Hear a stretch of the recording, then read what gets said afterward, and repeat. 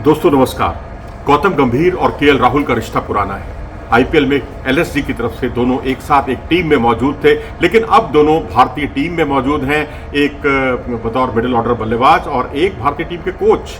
लेकिन अब यहाँ पर जब भी ये प्रैक्टिस करते हैं तो उन पर बहुत ज़्यादा ध्यान दे रहे हैं। गौतम गंभीर एक कोच की जिम्मेदारी को पूरी तरह से बखूबी निभा रहे हैं और उनका बहुत साफ तौर पर कहना है कि स्पिनर्स को कैसे फेस करना है उसमें उनको बहुत मदद मिल रही है। और ऐसा केएल राहुल ने भी बोला है। लेकिन इस बार जब वो कानपुर के ग्रीन पार्क स्टेडियम में अभ्यास करने के लिए उतरे, तभी जॉग करते हुए दौड़ते हुए गौतम गंभीर उनके नज़दीक आ गए और उन्होंने बस उनको यही कहा कि ज़रा फॉरवर्ड डिफेंसिव शॉट खेल कर दिखाइए।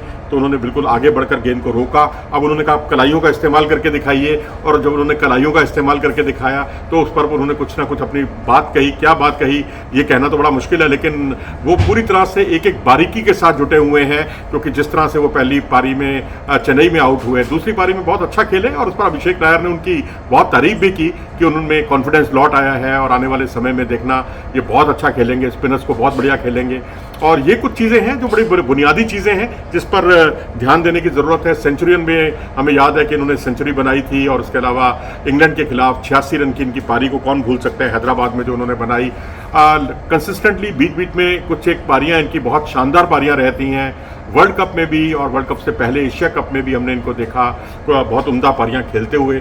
इसके अलावा अगर हम बात करें विराट कोहली की, तो विराट कोहली नेट्स पर जसप्रीत बुमराह का सामना कर रहे थे, और जसप्रीत बुमराह को जिस तरह से उन्होंने खेला, 15 गेंदें उन्होंने खेली और 15 गेंदों में वो कई बार फंसते हुए भी दिखे। 4 बार जो है उनको बीट किया, या ये कहिए 4 बार उनको आउट किया उन्होंने नेट्स पर। और ये दर्शाता है कि जसप्रीत बुमराह के सामने विराट कंफर्टेबल बिल्कुल नहीं थे। फिर उसके बाद इन्होंने कुछ एक मिडिल एंड लेग स्टंप की गेंदें उनको डालने के लिए कहा, उस पर भी वो फंसे, शॉर्ट बॉल पर फंसे, एक बार एज लगा उनका। लेकिन आखिरकार विराट कोहली ने भी हार नहीं मानी। एक कवर ड्राइव भी उन्होंने बहुत ही बेहतरीन तरीके से खेला। और इतना ही नहीं, इसके बाद जो है विराट कोहली दूसरे नेट्स पर चले गए, और दूसरे नेट पर जो है वहाँ स्पिनर्स बॉलिंग कर रहे थे। रविचंद्रन अश्विन, जडेजा और अक्षर पटेल, ये 3 गेंदबाजी कर रहे थे। इनके सामने वो खेले, जहाँ एक आध गेंद पर अक्षर पटेल की गेंद पर भी वो फंसे, लेकिन 3 बार जडेजा ने उन्हें बीट किया।